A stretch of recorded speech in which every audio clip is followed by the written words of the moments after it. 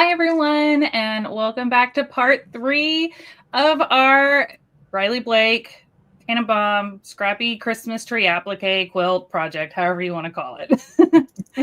Hello, that was hello. a mouthful. That was a long. I mean, that was you did long. very well. That was awesome. That felt like I was kind of all over the place.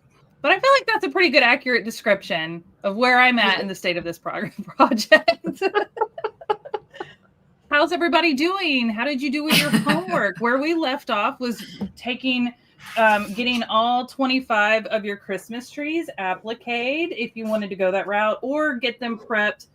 You can either sew these all together and make the quilt top so we can quilt it today, or you were going to make individual blocks so you can do the quilt as you go method, which Corey is going to teach today. Or you could be stopping at this point just to watch today and do it after, and that is totally fine. But hi, everybody. Hi, Corey. Hi, Melody. Hello. Hi, everybody. How are you guys feeling about this project? I really like the project, actually. Well, I have to say, it's cute. The project is amazing. Yeah, I have to say that I was feeling really good about where I was in my process and feeling really good about the project until I chatted with YouTube for the last 10 minutes. And now I feel like I could have done so much more with it. Guys, wait till you see what Corey's doing. Wait till you see what Bethany did. It's Corey outshined us all. Let's just say I am going to be watching and learning today most often, I believe, because my gosh, just wait, guys, just wait. Amazing. Well, I mean, we are here to level up and challenge everyone. So we do like to be a little extra. I will say Corey wins the extra challenge today, which you guys will see in a minute. Catherine says she has all of her trees pressed on, but didn't get more than that done. Catherine, that's okay. That's great. That's right. where I'm making it twice, and that's where this one is at in this phase anyways. So it's totally fine, because I was going to save these to do it Corey's way with the quilt as you go method. And then I made one with all the applique. And I'm going to show you how I'm going to quilt this with all the applique elements that I put on it, because I can't quilt it like normal. So we have lots of options to show you today. And I'm wishing I did the same thing as Catherine did. I'm wishing I did the same thing so I could make mine look like the one I just saw Corey show. So wait till you guys see it. Well, you have the pattern, so you could make it again with different fabrics. That is always an option. I could. Do that. I could, but I'm not going to. I'm not sure I see myself doing that, but I could. Susan says she's in the same place. Just need to fuse the trees onto the blocks and do the applique stitches. So that's great. We're all in different phases of this project, and that's the fun part of these virtual Sewalongs is you can go as fast or as slow, but it's all recorded, so you can always watch the replay. The last 2 parts are on our YouTube channel, so you can go watch those. I do have a bit of an announcement, though. We were going to do 4-part series, and we were going to come back on Friday to wrap up. Unfortunately, I am not going to be able to be here on Friday. I have a family matter I have to go to, unfortunately. So we are going to wrap it up today. We have a lot to cover today, but Corey and I have talked about it, and we feel like we could absolutely get it done today. So what I'm going to tell you is we're going to cover a lot today. Watch, take notes, work as you listen and watch or whatever. Ask all the questions in the chat. Make the most of our time today. But if you get stuck or have questions or need help, please put it in the Caterpillar Creations Hub Facebook group. Let me put that on our screen. If you're not a member of this Facebook group, please go join. People have been posting their progress over there. People are still posting videos and pictures of their October Sewalong with the table runner. Go join that group. I'll answer your questions as soon as I can. If there's a question that Corey is better at answering, I'll let him know and he can give me the answer and I'll pass it along. But we are going to wrap up our Sewalong today. So I'm sorry for that. But I had a death in the family and I have to go to a funeral. So life happens and we have to pivot. But you will still get all the knowledge and we will still get it all taken care of and make sure that you successfully finish this project. But I really feel like we could finish it today. Like we don't have that much more to do. I think so too. And Bethany, we've also, just to remind everybody, also all of the videos are on the YouTube channel. They live there. We can always refer back. I am planning on taking a lot of notes and watching mostly today because of what I've seen you guys do. And so I have used our own Sewalong videos to go back and remember how to do something myself. So it's so great. They're always there on the YouTube channel. So you can always go watch them from there. Great point. Susan says she's thinking about making matching pillows. I actually have a couple extras that I'm probably going to do the same with. When you see my backing fabric that I chose for one of them, I have extra, and I'm going to use that for the back side of my pillow. But I'm really excited to make some pillows to match too. So yeah, super cute. Thank you guys. I appreciate your understanding about having to cancel on Friday, but Corey and I chatted the other day, and I was like, I think we can do this. We really don't have that much more to do. But before we dive into that, Melody, do you want to touch base on our Black Friday deals? Because they're still happening. Yes. I just want to remind everybody our Black Friday sale is still ongoing, which we're very excited about. It's a site-wide sale. It isn't just us choosing products that we think you might want or need. You can choose whatever you want on the site-wide sale. The coupon code we've got going on right now is BF15 Black Friday 15. So it's 15% off of any Caterpillar products. We also don't usually put other manufacturers' products that we sell on our site in our sale, but all of our sew and spill handmade decorative bows are included in that. So you can use your coupon code on that as well. But we also, listen, guys, make sure that you are signed up for our emails, because we have other special fun things that are going to be coming up on actual Black Friday. We started our Black Friday sale early, and we were like, that's great, and we're glad we did, but it's not fun if we don't do other crazy random things. So we're doing other crazy random things. So stay tuned to your emails, watch our socials. We'll post what those special things that are going to come along over Black Friday weekend. Also, we'll be, I'm losing my words today. You guys have a week ever that you're just like, one more thing, and my head's going to pop right off because there's too many things in it. That's me right now. But anyway, it's fine. Everything's fine. It's fine. Everything's fine. I have a lot of Christmas trees decorated, so everything's fine. We're fine. That's more than me.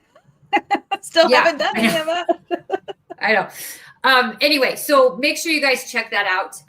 If you've been waiting for like you've been watching the sew-alongs, you've been seeing all the products that we're using. You've got your bundle that you got from the Handmade Collective event or from any other thing. And there's that one more thing that you wanted. It's a great time because anything and everything is on sale for that 15% off coupon. So if you have the deal, you have a light board and you have a glass mat, but you didn't get the tote bag yet, now is a great time for that. Or vice versa. If you have the light board and tote, but don't have the glass mat yet, now is a great time to do that. If you're looking at traveling for anytime during the holiday season, the flip and fold mats are great to grab at that discount. So, but also keep an eye out. There will be a couple of special surprises coming Black Friday. Check your emails. Which, guys, is next week is Thanksgiving. Next week. Crazy. Wild. And we're going to have a whole Christmas tree quilt done before Thanksgiving, which I'm really proud of us. Yes. Sandra asked a quick question. Is it the same code for the 25% off discount? No, that was a VIP. So if you registered in the first 2 weeks of November for our VIP Better Than Black Friday deals, you would have gotten a 25% off discount code. That ended this past Sunday, and our regular Black Friday deal started on Monday, which is 15% off. So if you registered for VIP, you would have gotten that code in your email. And yes, you can still use that code. It is still active, and we would have emailed you. We didn't shut it off. We didn't turn it off. But our if you didn't sign up for VIP, our regular Black Friday deals is just 15% off on our website. But we have marked products down. There's other deals on there. So just go check it out. And like Melody said, we're going to have special emails with like limited time, like 1 day flash sale on something that's like crazy markdown, or weekend flash sales, or freebies with any purchase. Like we've got a lot of things that we're doing. So please don't sleep on it. Go check out our website and make sure you're getting those emails and reading them. I know you're getting a lot right now. Everybody's blasting all the emails with all the sales, but be sure you read the Caterpillar ones. Yes, Sandra, if you registered, go back to your email, get that code. You can use that 25% off code. So good on you to register. It's so important to do those when we talk about it. Real quick, Bethany, sorry, I don't mean to cut you off. I'd have this linked. I'm streaming the same stream to the Linda's YouTube and Facebook as well. So guys, these codes that they are talking about, this is a Caterpillar thing. If you're watching us on the Linda's channel, those codes are not going to work on the Linda's.com website. So this is Caterpillar stuff. Just putting that out there. Yes. Thank you for saying that. Thank you Corey, for that. Yes. You are also still offering your discount to everyone watching. That it's what, Sewalong 10. I'll put it on the screen 10. In a second, but I'm going to drop the link in the chat, and this is to your website, and it's a list of all the supplies that we put together specifically for this project. But they have all sorts of goodies on their website, like everything you could possibly need to do any project whatsoever. So please go check it. I'm going to drop the link. Quilt as you go stuff in there. I said, I wonder if I put the Quilt as you go stuff in there. I'm go grab check. My laptop. Yeah, he's going to go check. I'll tell you guys, just as a side note, I just want to say I have taken to ordering from Linda's like a lot lately, and all the stuff comes so lovely, and it's such a great process. I've always been very happy. It's really great. So if you are looking for supplies that Caterpillar doesn't carry, Linda's is a great option for that. I just got another package of more batting because I'm on their list, their newsletter list now. And I just got some more fusible batting, which I'm so excited about. I can't tell you how much I love that fusible batting. Like growing up quilting with my mom, there was never such a thing. And now that I'm coming back into quilting, it's kind of like when you have a grandchild and all of the baby gear is so much better than you had for your own kids. And you're so mad about that. It's kind of like that for me. Yeah. With the tools that we have now for sewing and quilting and stuff, especially the fusible batting. Especially the fusible batting you can get from Linda's, because I love it so much. I'm maybe addicted to it at this point. It's the best. But yes, it's the best thing. It's so great. So anyway, go get your batting and supplies from Linda's. Yes, and I did put the link in the chat. I'll drop it a few times, but I did put the link in the chat, and then I just put the code on the screen so you guys can use that. Now, Corey, this ends when? This code. I knew you were going to ask me that. I know you told me, but I forgot too. Well, never. Yeah, it's been that kind of week. Yes, it has. It has. For all of us. Is the moon in a weird place this week for all of us? It's in the microwave or something. Yeah, I don't know. Corey and I were talking about that yesterday. This code ends at the end of November. Okay, November 30th. Oh, so you have all of next week. That's great. Yeah. We've got all of next week. Great. Sweet. All right, guys. Y'all ready to get started with this sew-along?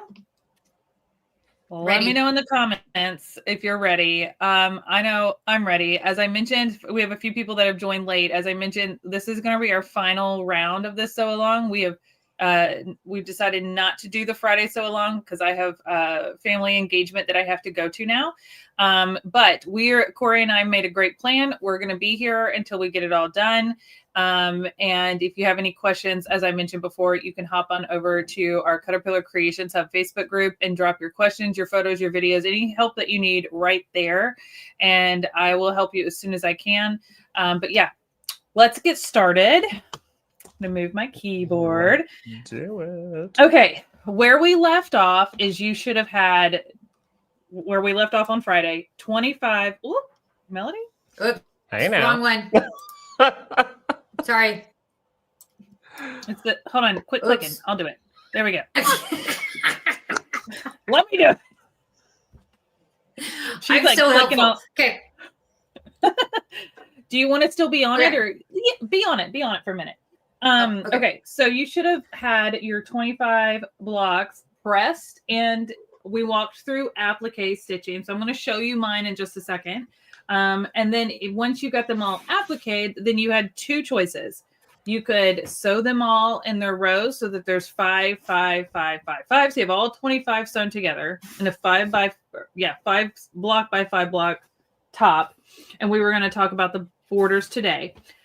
Or you could have taken each one of your squares and made mini quilt sandwiches with batting and backing like Corey's showing. And he's going to show you how to do the quilt as you go method with each block. I'm going to show you how to finish the quilt top without the quilt as you go method and how you can finish it a different way, depending on your personal preference. And for me, I think it just kind of depends on how much applique you choose to do. Like those have 0 applique stitching. It's just pressed on, and then you can do all over quilting, like the quilt as you go method, like Corey's going to show us. Anyways, quit clicking. Who's clicking? I think they were talking about Melody and you.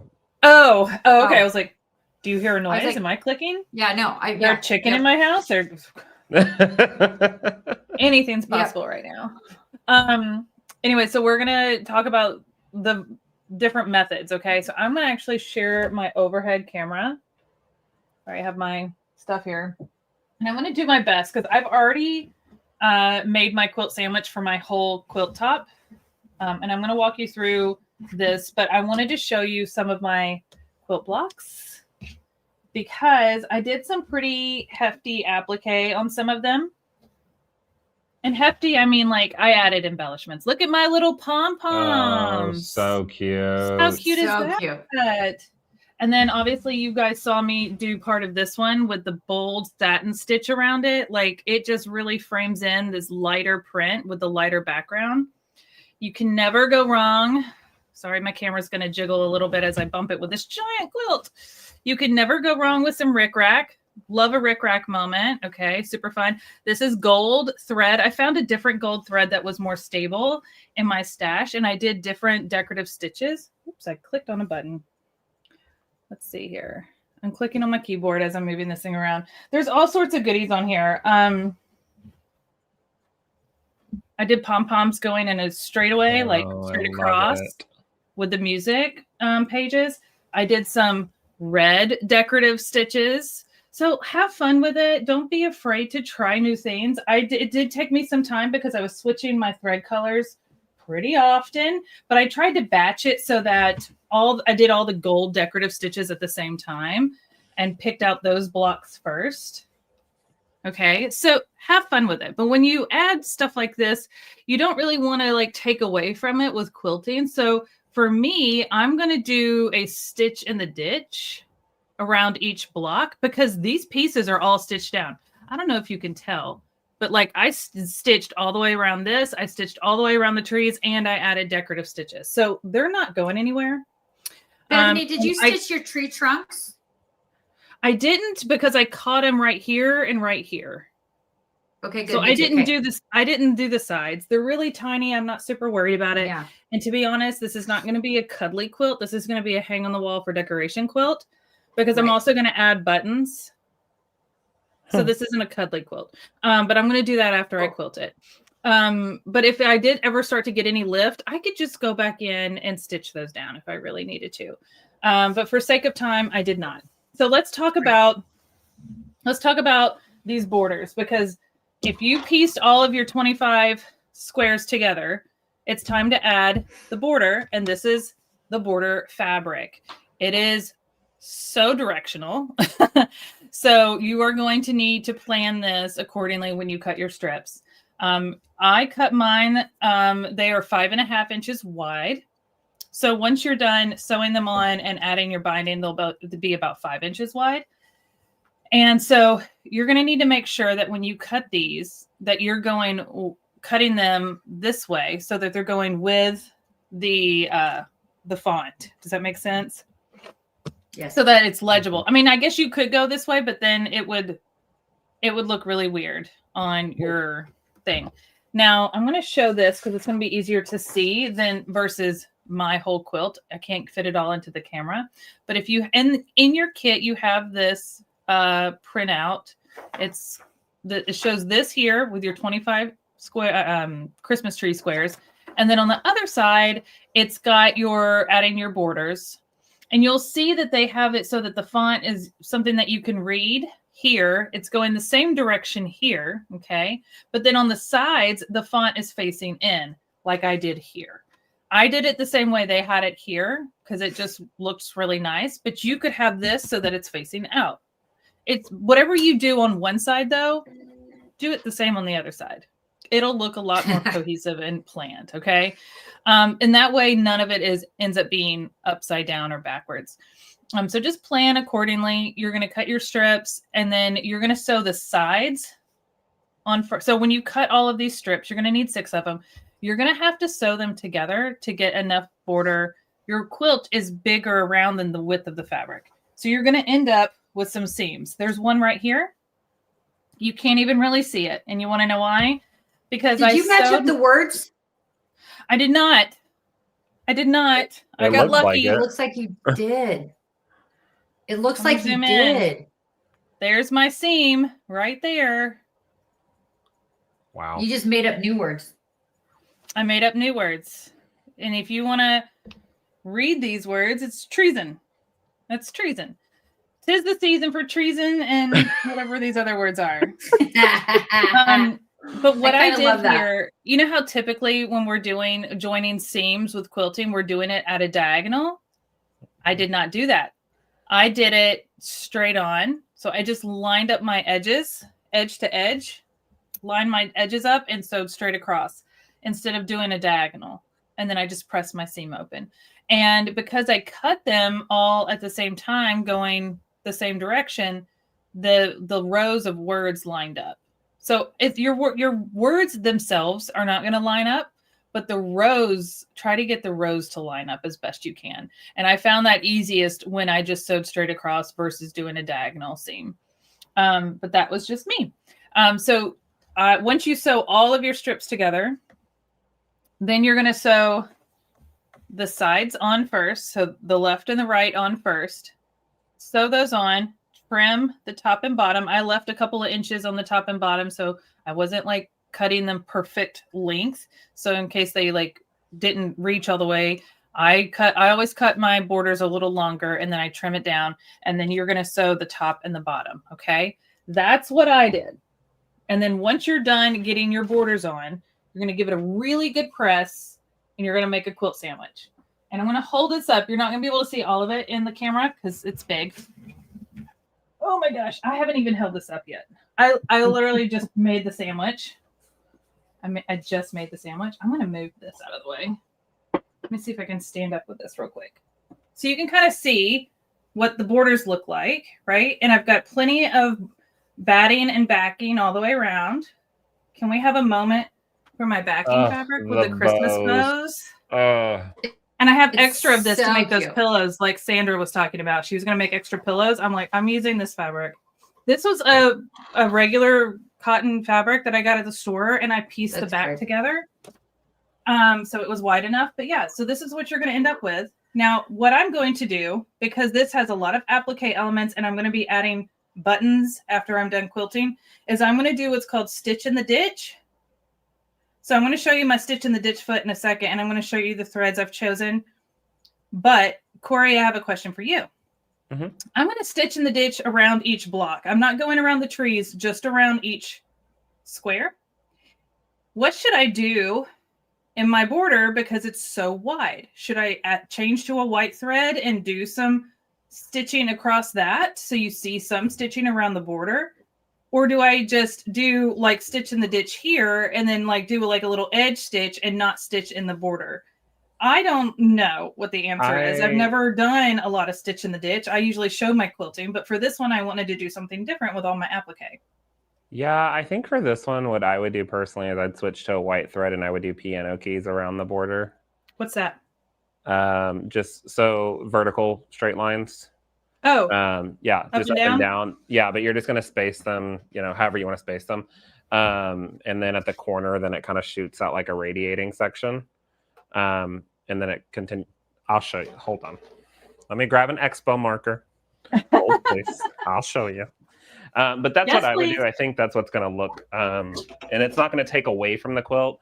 I would, however, I know you said you don't plan on using it as a cuddly quilt. I would, however, just for batting migration purposes, I would still stitch around the trees for your quilting, because that's 10 inches of space that batting's just going to sit in, and eventually gravity is going to take effect. And it's going to kind of pull the batting down, and then you're going to get clumps of it. So I would at least stitch around the trees. Otherwise, you're not going to be happy with it. I know that totally throws off your plan, but I'm just saying. Bethany's pouting. This project just went from quick to She's not pouting.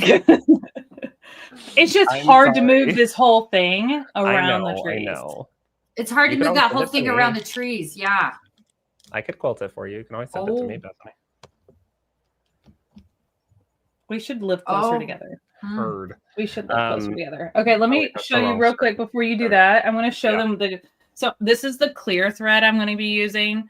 on mine because it's what I have on hand. So this is going to be my top thread for my stitch in the ditch, but my backing is black.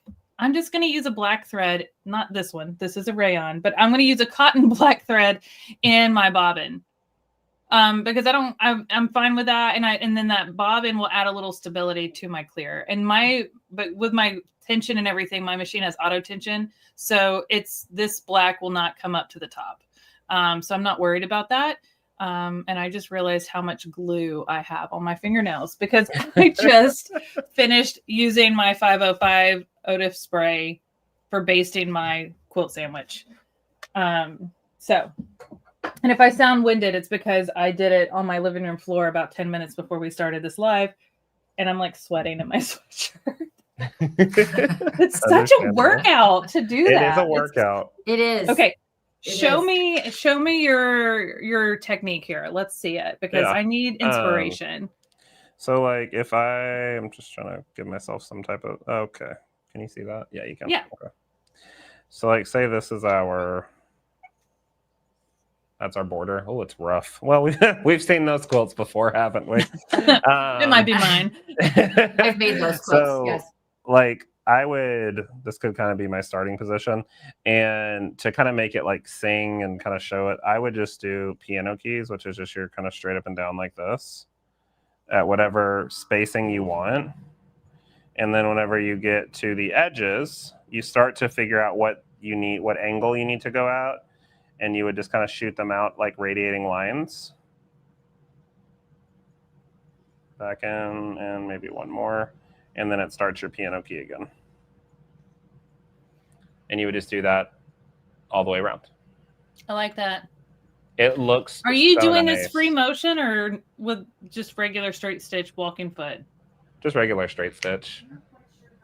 Yeah, I wouldn't trust myself to use free motion on this. All right. That's what I would do. Yvette wants to know if you can do straight lines across the entire quilt.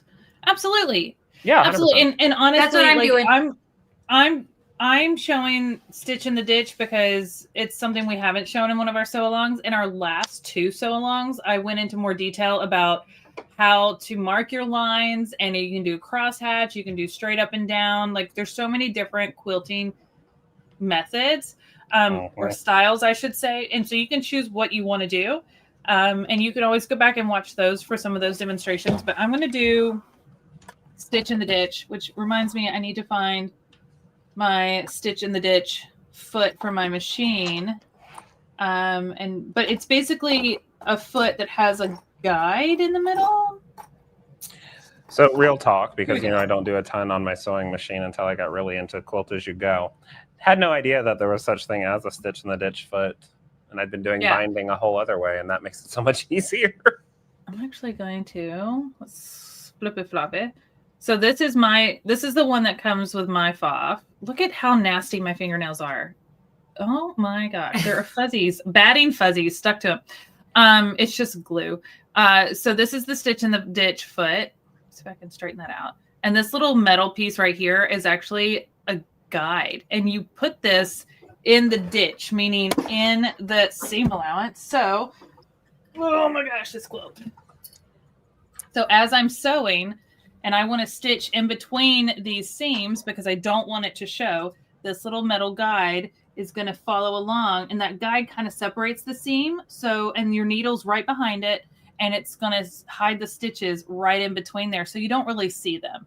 As Corey was saying, he said, I have to stitch around my trees. Dang you, Corey. But I can do that. I can just go along the tree, and I'm using a clear thread. So it's going to get hidden. It's not going to take away from my applique or anything else. And I can do it right around here. And again, I can use that Stitch in the Ditch to follow right along where I'm going. So it's a foot that's got a guide. Is it needed to do Stitch in the Ditch? No, but it makes it so much easier. And you're going to be so much happier with the result having a foot that makes the process easier and gives you that better result. So if you have a Stitch in the Ditch foot with your machine, great. If you don't, you might want to invest in one, because there's a lot of times where you want to hide one. Hide it. Hide your stitches. Bethany, I didn't know I had one. I have one, I think. Yay. That's awesome. Yay. I went to when I went to the Houston show this year, I went to the Juki booth and asked, I said, I need to buy a foot, and they were like, it came with your machine, right? And I said, it did what? And then never even opened up the little thing that came with the machine. Oh my gosh. Well, yeah. So my machine has like a whole shelf of feet. Yeah. And then there's a whole nother compartment of feet. And I have even more feet that won't even fit in here. I have all the feet. I'm telling you, they make these feet to make those different types of sewing easier and more effective and more accurate and all those things. So invest in them. They're great. So I put my stitch in the ditch foot in my machine, and I'm going to work on in the background stitching my quilt a little bit. I thought I might get all my stitch of the ditch done while you were sharing the quilt as you go, but now I'm not going to. Thanks, Corey. Sorry, buddy. Sorry. It's fine. I don't want the batting to migrate on you. Valid point. I don't do stitch in the ditch very often, so you're very valid point. But if you Corey's gonna share how to do the quilt as you go method. I wanted to give him plenty of time to go through that because we have never shown that on one of our sew-alongs before. And then we'll come back, and we've talked about binding in our last 2 sew-alongs, and binding is pretty straightforward, but I have some binding examples of adding some fun pom-poms or rickrack to your binding to elevate your binding. And I'm going to just show that briefly at the end, and then we're going to wrap up. So Corey, I'm going to turn it over to you. Okay. And let you have the floor. Okay. I'm going to back out. Yep. Perfect. Okay. Thanks. Hey guys. So like Bethany said, I'm going to show you how to do the quilt as you go method for this project that we were working on. Bethany already had you last week, if you wanted to do quilt as you go, talk about sandwiching your blocks. So I just want to talk to you briefly about that process. So I have my top piece on, the one that has the applique tree. And then I've got my backing fabric that I've chosen. And then on the inside of this quilt sandwich, there we go. The inside of this quilt sandwich is the best batting, honestly, for quilt as you go. It's going to be the Hobbs 80/20, but it's a double-sided fusible. So what that means is whenever I take these 2 squares, my top piece and my bottom piece, and then I put my batting in between it, I can press and hold with a hot, dry iron in that section for about 7 to 10 seconds. And then I can pick up my iron and then go to the next section and press and hold for about 7 to 10 seconds. What that's going to do is the batting is going to temporarily adhere to the top fabric and the back fabric, creating your quilt sandwich. Okay. Now, there are other fusible battings on the market. The reason I choose the Hobbs Heirloom double-sided fusible is because when it's fused down, there's no stretch at all, even on the bias, in this section. Okay. And when you're working on your sewing machine and doing any type of quilting, either whether it be quilt as you go, or if you want to do the whole quilt top, which I highly recommend. I saw Bethany's 505. I have nothing against 505, but you can use this batting in your whole quilt sandwich as well. Pressing and holding, adhering that. And then like if you had to roll this up to fit underneath your throat of your machine, and then you just flop it back out, it's going to keep its shape. It's not going to change. And I can rip this quilt around wherever I want to, and it's always going to have that nice shape. Can I just say real quick, the only reason I used 505 is because I saved my fusible batting for the quilt as you go method, and I didn't have enough to do both. So because I didn't have it, I had to, like, you're right. Like doing it for the smaller blocks, so much easier. Yeah. You know, Bethany, so you can get more of that from lindas.com. You can get more of that fusible batting from lindas.com. I got 2 rolls. If I had planned ahead. Plan ahead. Bethany, do we plan ahead? Come on now. We don't do that. We don't live that way. None of us live that way. I saved it for the smaller blocks. So I was like, well, I already have other batting. I'll use that for the bigger one, and I'll use the smaller for the quilt as you go method. Because I'm learning this with all of you. Like, I have not seen this method the way he's doing it this time. I've seen it in our summer event that we had that you taught it at, but you showed it with like adding sashing between. So we're doing a little different. So I'm a student today too. I'm so excited. Okay, sorry to interrupt. No, you're good. No worries. Yeah. So yeah, that's why I like this batting. Now, if you remember me saying when you're pressing and holding with that iron, it has to be a dry iron. And I put emphasis on dry. If you are using the batting, make sure you write down hot, dry iron and circle dry 1,000 times. This fusing medium on this batting is water soluble. Okay, so once you have the quilt completed, the binding done, even with the fun tips that Bethany is going to show us on binding after this, that batting, when it hits water and it goes in the washer, the fusing medium disappears and then it lofts up, the batting lofts up to the traditional 80-20. Because right now you can see it's like extremely thin, and that's by design. Okay, because when you press down, you want that to be nice and thin underneath your machine while you're stitching. You don't want any excess bulk. But once you stitch everything, you bind everything, you wash the quilt, it loses all of that fusing medium and then it lofts back up. Another question that I get on the batting is if I fuse it today, like, is it going to stay that way for the next week, or if I need to go on vacation, or if I need to go out of town? Once you fuse it, until it hits water, it's going to stay locked on. Okay. If you get like a wrinkle or a pucker in your backing, especially if you're using a larger section, all you have to do is just pull this away, and then you just flatten it back down, and then grab your iron and press and hold in the same section. You get about 7 to 8 presses until the batting's like, all right, you tried, buddy. Okay, we're just gonna let that one stomp right there. So that's the batting. That is if you take away anything from today, the batting is the key. Okay, it is the biggest thing about quilting on our domestic machines. And not a lot of people talk about it, which keeps me in a job, so that's great.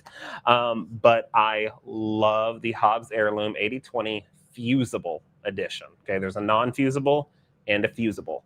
It comes in a crib size and a queen size package, along with a 96-inch wide by 30-yard roll of it. So if you really, really like using it a lot, getting a roll is much more cost effective. And that discount code Sewalong10 works on those products. So Bethany, if you want to drop that link in the chat anytime you get a moment, Sewalong10 on our website, lindas.com, you can use that to get it on the batting's on sale right now, and you can even use that code on top of it. So there's that, which is even better. Okay, so I'm going to go overhead real quick, and I'm going to show you. I have got this fused down to its section. I went ahead. I personally like to see the applique stitches on the back side of the quilt. I know I'm crazy, but I just like the way it looks. I think it adds cool texture. So this is where I started, this one piece, nothing's applique, it's just fused on the square. And then I went around, my preferred clear thread is Monopoly by Superior. Absolutely love this one so much. Okay, so that is what I used to stitch around with applique stitches, using just a kind of like a blanket stitch. And I don't know if you can see it on camera. Yeah, you can. So you can see the stitches on the back. I used an 80 weight thread on the back. I used Deco Bob. You could use any type of one, but the 80 weight really lays into the fabric really nicely. And that just kind of gets exactly where I need it to be with those stitches on the back. So I stitched right through it to lock that together, so I did not have to do stitch in the ditch like Bethany is going to have to do. In this. So this is that section. So I went all the way around and did this. Let's see. I think we have a question. If I'm machine embroidering, how do I do that with the quilt as you go method? Oh, great question. Okay. So I would machine embroider your piece first, and then do the quilt as you go. Or if you want to do the machine embroider like a label, I would pick up one section of this and you just pull the batting back and do your machine embroidering for your label or whatever on the back, and then you can fuse it back down into that section. So I had my sandwich just like this, and I began to draw out my Thanks, Mom. I appreciate that. She's at home watching me. Thank you, Mommy. So then I began to draw out my designs for my quilting, and I want to show you a really fun way to do the quilting on your machine. But first, I want you just to see this is where we're headed today. So this is what I did on my sewing machine. No free motion at all was done with this. I quilt with my feed dogs up. I use a method of quilting called controlled quilting. It was invented by Pauline Rogers. And I am her brand ambassador for the Quilt system here in the United States. And this is all done on our sewing machine, no free motion at all. And I'm going to show you how we do it. Can we just take a minute and say, like when Melody and I were saying how he leveled up and on all of us, this is what we saw before we went live. And we were all just like, well, why am I here? Why am I teaching anything today? Look at this. So I don't know about you guys, but I've got my drink. I grabbed some snacks. I'm just going to sit here and watch Corey for a minute because this is amazing, Corey. This is stunning. Thanks, did you use a silver thread? I did. I used silver on the whole thing. Chef's kiss. Yeah, we're just going to watch this. We're going to watch this genius in action. All right. I just had to say that. We just had to applaud you for a second. I mean, everybody let us know in the comments how stunning this is. And you're going to show us exactly how to do this. Exactly how to do this. Yep. This is why I saved my other 25 squares to learn this. So my second one can look better than my first one. Oh, they're both going to look fantastic. Okay, so let's look at drawing out our designs first, and then we'll go to our machine, and I'm going to show you the setting that you can change on your machine. Majority machines have the setting that you can change. If you don't have the setting, it might be worth investing in a new machine to get that so you can do all of this stuff. Again, no free motion. Feed dogs are up, and I'm just moving the fabric in the direction that I want with that controlled quilting. So this is the tree that we're going to work on today. And I want to first start by drawing out the little swooshes here. Now, you can do that just by eyeballing it if you want. I personally, since I have the set with me, the dot-to-dot system, which is something that I teach with the quiz system. And if you didn't see it on the Handmade Collective Summer event, you can go back to the Caterpillar channel and find that. But this is one of the templates. Let me see it better. This is one of the templates that comes in that dot-to-dot set for creating fun melons on our quilts. But I'm going to use that big curve to give me that swoosh effect. I've got my Bohin fabric marking pencil. This is a wash away pencil as well, which is really nice to work in with this. And I love using wash away things because of that batting. I'm going to have to end up washing this quilt anyway. So this lead is just going to kind of disappear. No chemicals in this either, so it's not going to harm the fabric, which I really like. And it doesn't heat set either, which is a big thing. So I'm just going to use that curve on this dot-to-dot template and just draw on my first little swoosh. And it's harder to see on camera, but I'm just kind of drawing on my first little swoosh. And then I'm just going to go down to the next one. And I'm kind of going point to point here in these sections and just drawing them on. I'm going to kind of make it a little thicker so you can see. You only have to draw this on as heavy as you need to be able to see it. That's better. You can see that better.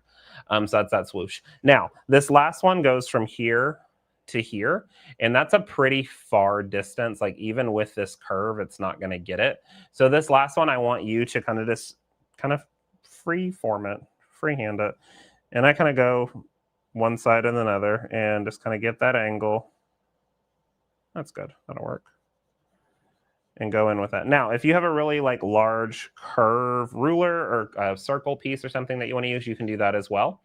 And then I'm going to travel back up that section and stay on one other side of it. So what I mean by that is right over this edge here. Stay a little close and up to it. I'm basically just creating that gap in between it to go all the way up. So now that I've got that bottom one, I can go back using my template if I want to, completely up to you, or you can just freeform it as well and add those on. So you're going to do that down this first section here, and then we're going to flip that and go this other direction as well. And that's what's going to give it kind of that cascading effect down the top of the tree. So we'll just switch from side to side. using whatever we'd like to, or if you just want to go for it, you can go for it as well. This would be a fun point too. If you want to do that decorative stitching and like me, you don't care if it's shown on the back, you could use decorative stitches instead of having to do these kind of curvy swoops. But I like the way this kind of gave it like a ribbon effect almost. But completely up to you. Again, I'm just kind of free-forming this. You do not have to follow directly on this pencil line. Please don't, because that sometimes can make people nervous. This is gonna erase out or wash out anyway. So like if you don't stitch directly on it, it's not the end of the world. Okay. So that is the back and forth. I know it's a little harder to see on camera because that's better, a little better. But it's just that back and forth around this. Now, in the background section, I used a bowhin pencil as well, but I've been using white. There's also a gray lead swap out. I have 2 pencils, so I've got one with gray lead in them. But there's also a gray lead that you can use on lighter color fabrics. So on the background, I kind of did this. It gave me snowflake vibes in the back. So I started with one of them up here in the top left corner, and I used one of the templates from the Quilt As You Go system. Set I is this one, and it comes with 2 different templates, but this is the one that I used. Trying to see if you can see it. There you go. You can see the little stars in them that I was able to draw inside of. So I took the first big star and kind of set it up here at the top left section. Got my gray lead, and this pencil is made to fit directly inside of that template. So I'm just marking these stars, and I'm just right inside those little notches, and it's going to mark that star piece right on top of it. So what I recommend doing is putting all your stars in first, however many you want, and then we'll fill it in with the little loop-de-doos. So I've got one here. There's multiple sizes of stars. So like maybe I want to go to a smaller one as we cascade down. Maybe right there. And you can just mark these in. Now you do not have to mark every single notch either. If you only want to do a few of them, don't mark the ones. Just mark the only ones that you want to do. And these again are just a guide for you to follow. Down here, maybe I want to put a small, I just want to do loops. Let's do a small one down here though. If you don't like what you've done, you have an eraser on the end of your pencil. Just erase it off and change it out. But I'm just going in and marking around as I go. Now again, this is the Set I template from the quiz section. There are so many different sets of templates that you can use in this method, but I like this one. Just spoke to me for the whimsical side of it. So I'm just going to keep working around this. I'm going to start moving a little bit faster for time. Again, only mark as heavy as you need to be able to see it. With like the gray lead on a really light colored fabric, I'm going to skip one there. It takes a little bit of more, kind of water and washing to get it out. So just make it pretty light. I'm doing it pretty dark on here so y'all can see everything, but it can be fairly light. Just as dark as you need to be able to see it. Let's do 2 more. Let's go, let's flip it. Let's go that direction. Some of them have a little bit of a different curvature to them when you flip it back and forth. So if you want the stars or the little firework things to look like they are moving around or cascading down or kind of snowflaking down, then you can just flip the template whatever direction you'd like it to go. We'll do one more. Right there? Right there. I like that one. So I'm going to fill this in. Okay. Another thing while I'm doing this that I want y'all to know and to think about is because I fused down everything to this batting before I actually started doing any of my applique stitches. I know Bethany showed y'all last week about having a interfacing behind it, because when you do a lot of applique stitching work on it, it can kind of cause things to crinkle up or everything. This batting acts as a natural stabilizer. So there's nothing in between this besides the top layer of fabric that has this applique, the batting, and the backing. And it's still laying beautifully flat with all of that stitching. All of the the blanket stitching around the sides as well. So you don't have to add in that stabilizer. It's acting as a natural stabilizer for us, which is fantastic. Another reason why the Hobbs Fusible is the best. Okay, so we put in our little stars. So now I'm going to create my loops to go from section to section. So this is where I'm going to start. Oops, sorry. This is where I'm going to start in that section. So if I travel and do this whole star, I'm going to come out of this section, for instance, right there with my stitching. So I'll come out of that with some loops. And come in to my next piece and go out of my next one.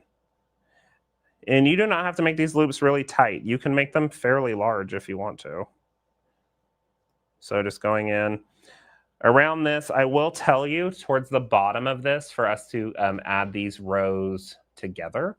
I stitched, so I came out here, I stitched, and I got right here to the edge and just did a little stitch in the ditch action right here on the bottom. I know I told you didn't have to do it, but on the bottom we're going to have to just because of how tight this is next to the edge of the fabric. But you're just going to do a little stitch in the ditch action there, and then you come out from this side again with maybe a loop, fill in that loop-de-loop, loop, come into another star, and just continue to loop it. I love a little loop action because you've done the hard work by placing in the main kind of attraction of the design. The loops is where you just get to have fun and just kind of go with it. And they don't have to be super tight or together in that. You're just giving it something to do. Same thing at the top of the tree. Don't get super close to the edge because we're going to have to pull that through and just get right there to the edge of the tree, not the edge of the fabric. How much extra batting do you have around the block edges? So I teach the Quilt As You Go class that I travel and teach. I use 12.5-inch squares of batting in the class. So that's just what I had on hand. So that's what I used. You technically, these are 10-inch blocks. You probably only need a 1/2 inch extra all the way around. I just use 12.5-inch blocks. So that's what I have on hand. But you probably only need 1 inch to a 1/2 inch extra on all sides. So you can do an 11-inch block of your batting, and then you can fuse that down all together. So I'm coming in with a couple other loops and then ending where I started. So that'll be my fill-in around this section, okay? So now I want to head over to the machine to look at how we're going to stitch it. So Bethany, if you will turn on my, my machine camera, please.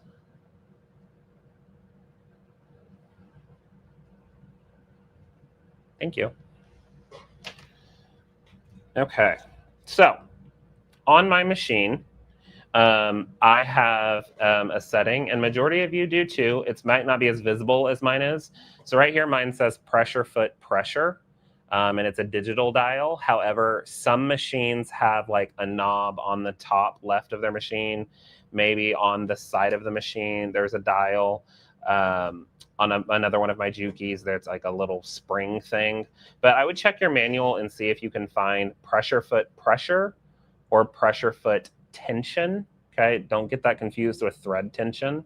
But pressure foot pressure or pressure foot tension, because that's what's going to drive the quilting process that we're going to do. So I'm going to rotate my camera. Okay.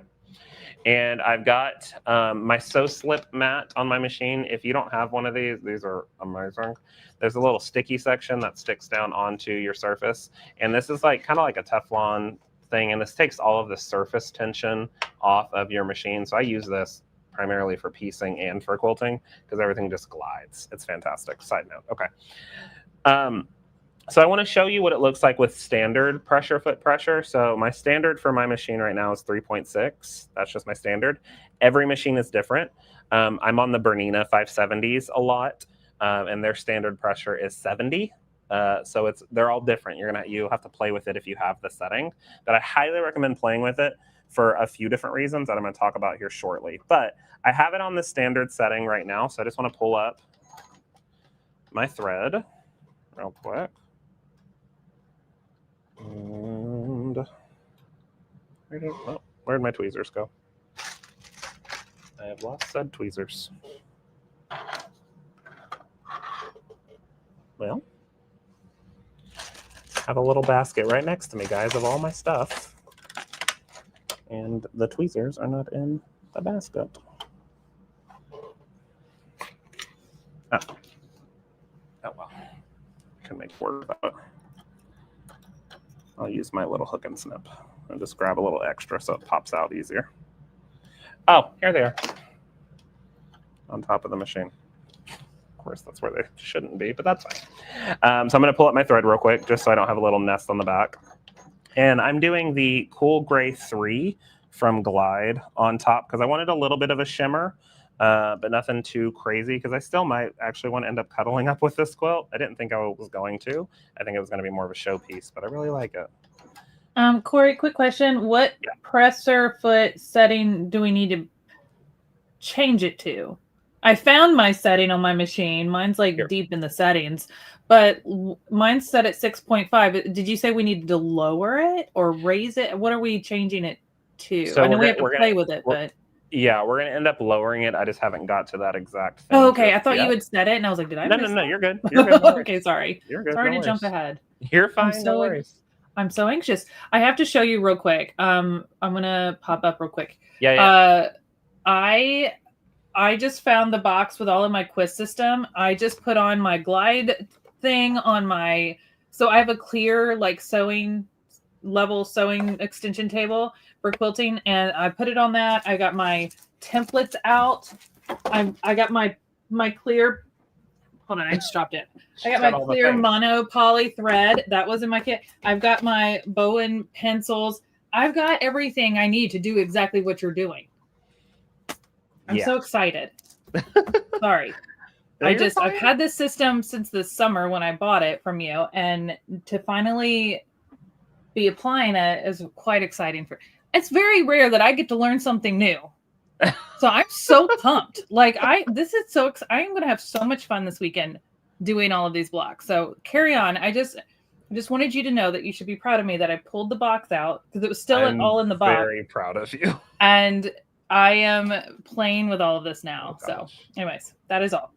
Carry on. I hope everybody else is as excited as I am. I know Melody is because she's got all the stuff too. My camera's being crazy, so I'm trying to fix it. Okay, that'll work.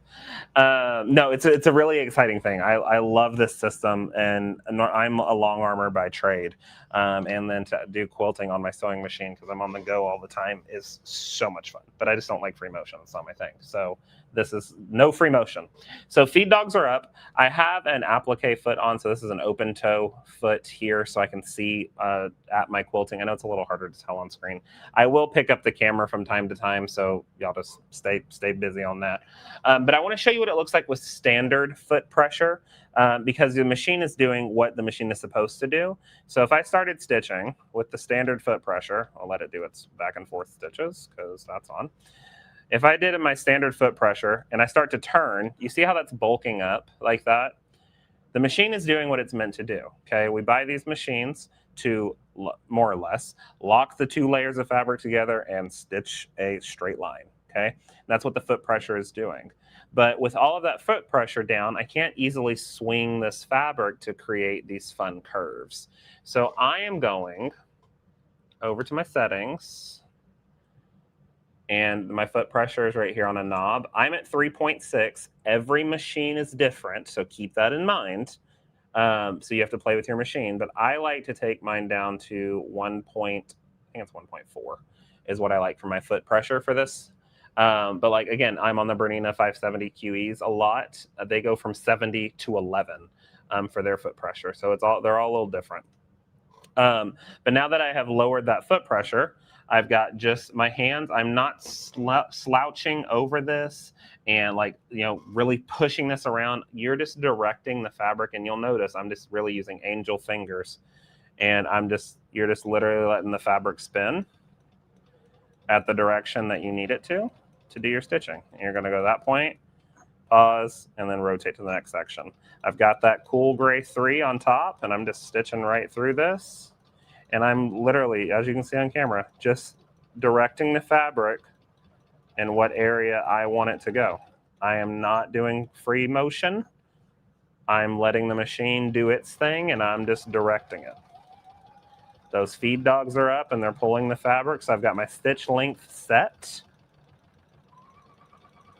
all the way to that point, and then I'm going to turn and go backwards. So I'm going to do the other side of, well, we're going to do, remember I told you sometimes you might have to go rogue and not follow your drawn lines? Well, this is the time, because I got on the wrong side of it. And that's okay, because the erase line comes out. But I'm just directing this, and you're going to love it with that batting. That's another big thing. You can see everything staying nice and flat, nice and square, nothing stretching out of shape. And I'm coming up here back to the top where we started. And then I'll pivot around and travel back down the other side. Corey, we had a question. What is your stitch length? Right now, my stitch length is set to 2.2 for this one. So you go small. 2.2 is a decent size. What do you piece with normally? I piece with 2.5. Oh, 2.5. Yeah, that's true. Yeah, so I go to 2.2 for this. And then I usually, when I'm quilting, I go up higher. Oh, gotcha. Okay, yeah, I'm doing 2.2 on this one. You like a tighter stitch? I love a tighter stitch, yeah. Okay, that's personal preference. So great question, Catherine. And then I have a question on the sew slip mat that you have down. Yeah. So I just pulled mine out, and it's a very small little circle.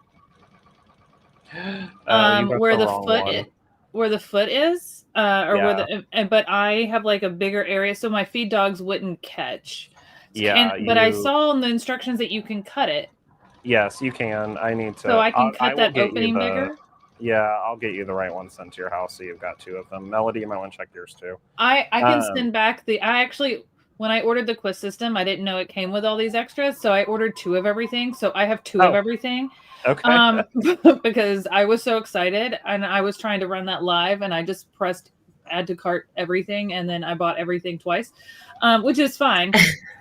But sorry, I did what I did.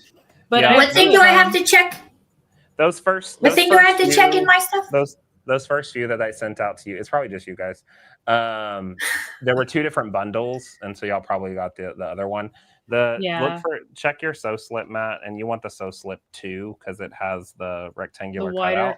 But you can cut it. Is what the instructions said. Yeah, you can cut it. So the one that I've opened, I'll just cut, and the one that I haven't opened, we can just swap these on another day. But I just was like, oh, I guess I need to cut this if I want my feed dogs to still feed my fabric. Correct. Yeah. With this method. So that was my question: do I need to do that? Let me show you. So you want to have that rectangular cutout around yours. Yeah. Yeah. Mine's a tiny circle. Yeah. So you'll want that rectangular cutout on yours. Okay. So but you can easily cut that. You're welcome. Okay, cool. Easily cut it. Okay. So that's let's go back overhead. This phone camera isn't as wonderful as I want it to be. But thank you. So this is that first piece right there. And we just stitched that on our sewing machine. Okay. All about the foot pressure. That's the back. It comes together so well. Now that foot pressure is not only just for controlled quilting. Okay, guys. I do a ton of foundation paper piecing. And if you ever realize, or I do minky bindings or minky backings with binding. And if you ever notice when you're stitching and everything gets kind of culped up or, bunkered up at the foot, it's because the foot is doing what it's meant to do, which is put a ton of pressure down to hold those layers together. Take back your foot pressure a little bit and everything's just going to glide right through the machine, which is amazing. And it's going to save you a lot of headache and words that you don't want to say publicly, probably. Okay. So that was that. So let's take a look at doing the background, because now we're getting into more tighter sections here. So that was our starting position. So we're going to head back over to the machine. And when we get over to our machine, Bethany, can you swap the cameras, please? You're going to pull up your thread for your bottom thread and your top thread. So the bottom thread is pulled up. That's our top thread. Again, I'm still using that same deco bob on the bottom. I did that for the blanket stitch. I used the clear on top, the deco bob on the bottom, and then this the deco bob for stitching too. Or any type of thinner thread will work. Bottom line is really great. If you've got micro quilter, that's even thinner, so that would work well. So we're going to do our stitching on the background. So I'm just going to kind of follow these gray sections here. Same stitch length.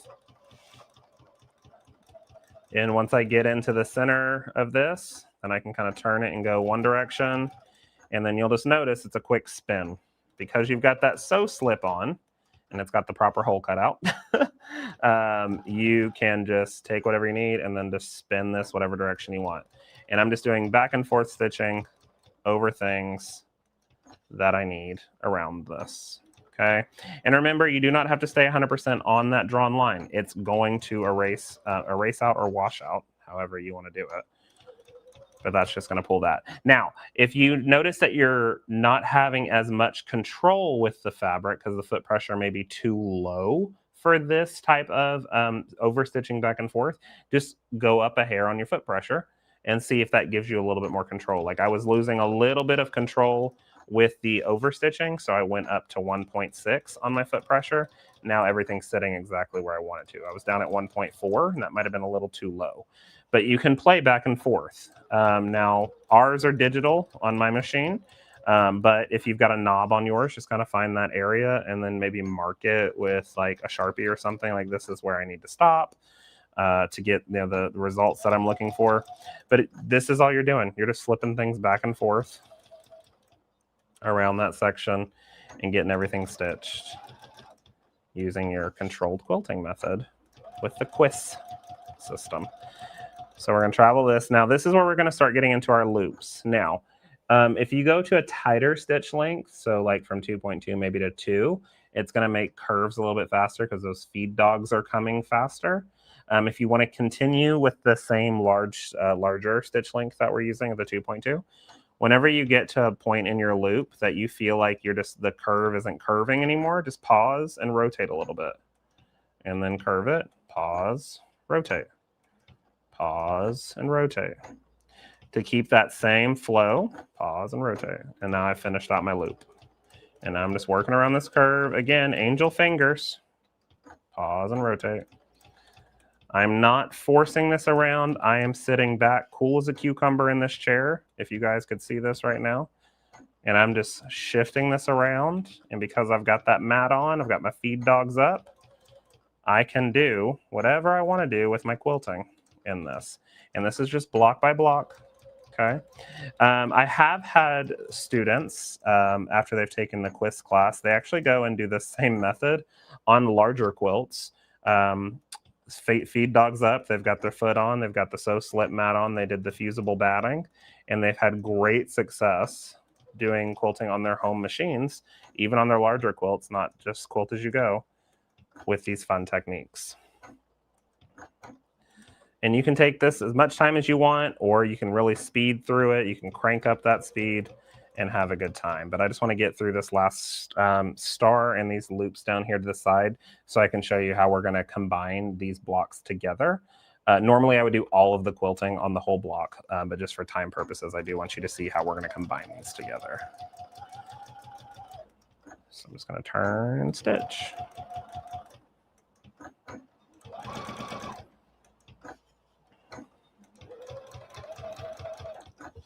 And you just keep flipping this around in whatever direction you want. Biggest thing also, again, is try to get at least some type of open toe foot so you can see exactly to where you're stitching. You'll be a lot happier with that. Bethany, Melody, are we enjoying ourselves? Yeah, yes. I think I'm learning something actually too. I'm trying to quilt mine as I'm listening to you. But I keep finding myself stopping quilting mine and watching you instead. I had to go get my quilting gloves.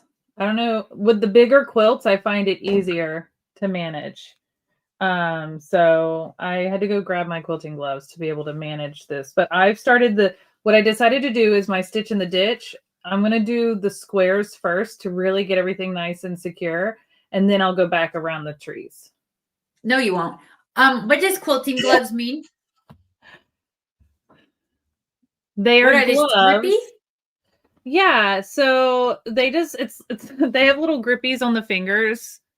And I don't know if Corey ever uses them when he does like bigger quilts, but I know he does a lot of long arming, so he may not. But if you're doing a lot of machine quilting and you're managing like a lot of fabric and a lot of weight, it just kind of helps you hold on to the top of the quilt, and then you can still have your sew slip on the bottom. But to me, I find that I get a little more grip and control when doing a bigger quilt sandwich. And it's also helping me hold on to the fabric because I'm kind of like pulling the fabric so that my foot's going right in that stitch in the ditch, if that makes sense. And I may have muted, my glove doesn't work. Corey, can you hear us? Yeah, I can hear you. Sorry, I took the other camera off since it's just your arm, but that was your microphone. So if you had said anything, I'm so sorry. We didn't hear you. That was my bad. You're good. I don't think I added anything. Oh, besides I've got some. But I don't know where they're at this time. But yes, I do like those little. I have the Machingers version, and I like them a lot. They're cute. And they have like, they're not heavy, and so my hands don't get hot, but they do have like thicker fingers, and they've got a little grippy. And I feel like I have more control over the fabric, especially when I'm working with a lot of fabric. Yeah, especially with a really heavy one. Yeah. Yeah. So especially if I'm doing like precision quilting, things like that. I don't know. Because if you take your hand and you rub it across the top of your quilt, it's nice and smooth. But if I do it with this, I have a little more traction. It's like the difference between having summer tires and snow tires. I think that's a good way for me to explain it to Melody because she lives in Utah. Yep. That's you don't want to slip and slide. That actually makes sense to me. That actually makes sense to me. Yes. Yes. Cool. Awesome. Okay, I think I'm ready to put blocks together. Oh, I'm so excited. Do you want to use this your main camera or your sewing machine? Yes, my overhead camera. Yeah. Okay. Okay, so again, I would stitch the entire block first before you started combining them together, but just for time's sake, I've done half of them. But it's so cute. It's adorable. Okay, so you're going to stitch these blocks. We're going to do, this is called the block by block method, okay? And you're going to stitch them together in a full row first, and then you'll combine your rows together doing the same exact method that I'm about to show you, okay? So first thing that we're going to do is trim up our blocks, okay? So I'm going to take a ruler of my choice. I love a good Quilter Select ruler, so that's the one that I'm going to use. Line everything up to the edges. That batting keeps things pretty darn square, so I'm just trimming right up to the edge. You can use like an actual 10 by 10 ruler if you want to make sure you're squared it up, or a 9.5 by 9.5, whatever you'd like to do. But the batting keeps everything pretty much in place, so I don't have to worry about that. But I'm just going to square up these edges, and it's going to make it a little trickier for me to do the right side stitching, but it's fine, because I haven't stitched it yet, but it's fine. Y'all are worth it. So we're going to go all the way around this. Okay. One thing about this batting, because remember, you can use it again and again. If you prefer to do like sashings between your blocks, this is a good size for a sashing.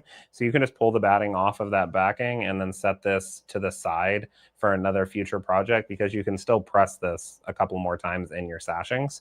Or you've even got cute little sashing strips if you want to make some fun applique or something like that. So you've got options. I wouldn't throw this away. I'd set this off to the side. Once you have both of those done, I'm going to turn it sideways just so you can see the full motion of it. But we would stitch these trees right side up. We were going to stitch these together, block by block, just like this. Okay.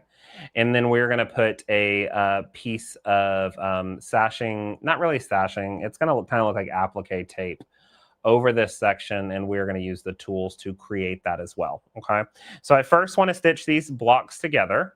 So I'm going to put them, the back sides together.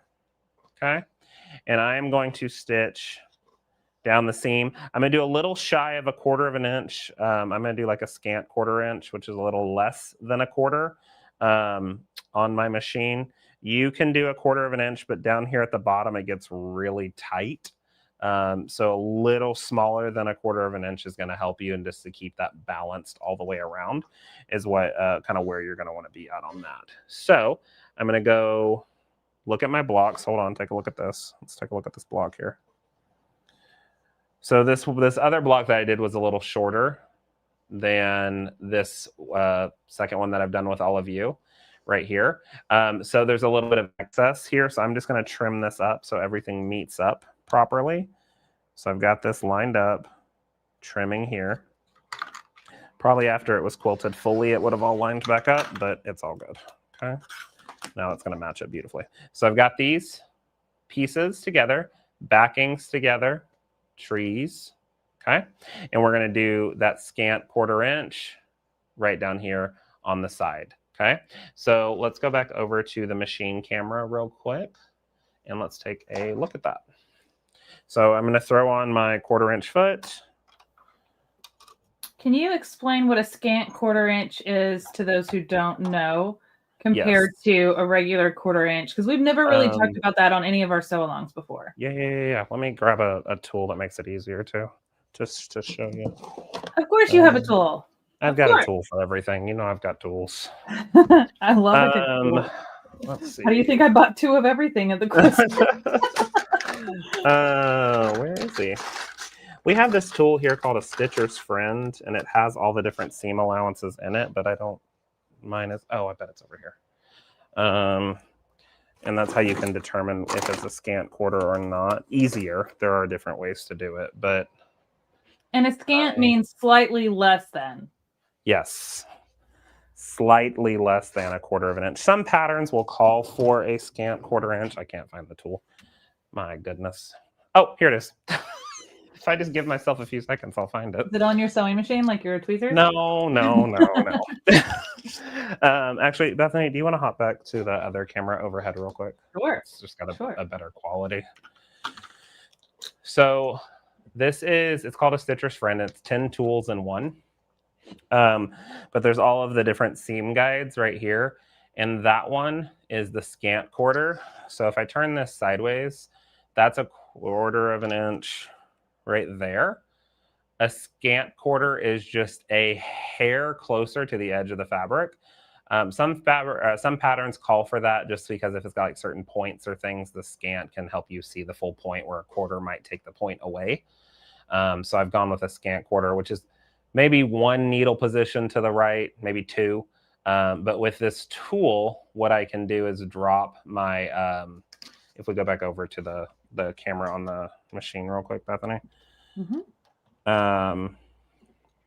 If I put this underneath my foot and I drop my foot down on that hole where the scant 1/4 is, which was back here that we saw, I can roll my needle down and make that needle position that I need. So I can still use my 1/4 inch foot, but shift my needle position to get that scant 1/4. So I have that kind of that guide that works. So I really, really like it.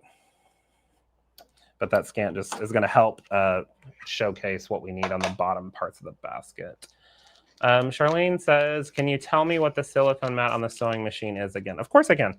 This is called the Sew Slip mat. The one we are using is the Sew Slip 2 because it has the rectangular cutout for your feed dogs.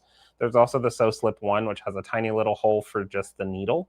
But because I love to have this on for piecing and for controlled quilting, the Sew Slip 2 has that cutout for the feed dogs to pip through. And then if it gets like covered in fibers, and it's like mine's disgusting, I need to clean it. You can just take it, get some baby wipes and wipe it down, or hot water and Dawn dish soap and wipe all this stuff down in the sink. Let it dry, and then it's going to have that stickiness back, so it'll stay on your section. This one Pauline gave me. She's had this one for 20 years, so it's been it's a good one. It's kind of like a one and done thing. You don't have to buy multiples of them unless you want. I just dropped a link to your website again, and don't forget, guys, you can use the code Sewalong10 for 10% off. Highly recommend that you go grab that link and open it. So when we're done sewing and learning, we can go get the things we need to do our project. I'd pull up my laptop real quick. Let me make sure the mat's there. No, it's not. I've added the mat to the collection, folks. So if you refresh your screen, that collection link that Bethany just dropped in, you'll now see the mat. But it's called Sew Slip 2. It's really nice. Okay, so I've got these blocks together. I have got my foot on. This is also another big deal with your pressure foot pressure. You could play with that as well here because this is really thick. You're getting multiple layers of material. You could change your pressure foot pressure so it doesn't shift your blocks by any means as well. So I've got that. And then let me adjust my needle to that scant because I didn't do that. Okay, now we're good. So I'm just going to stitch this down. Okay. And got that together. Okay. Just doing that 1/4 inch or scant quarter, a little less than that. Stitch here.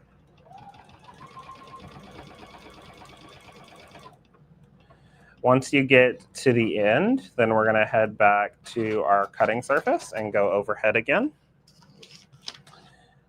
and see what we've got. So I've got this laid out, and then Bethany will get that switch for us in just a moment. I know she's busy doing all of her other stitch in the ditch that she's doing right now, so she'll get that. No, sorry, my keyboard died.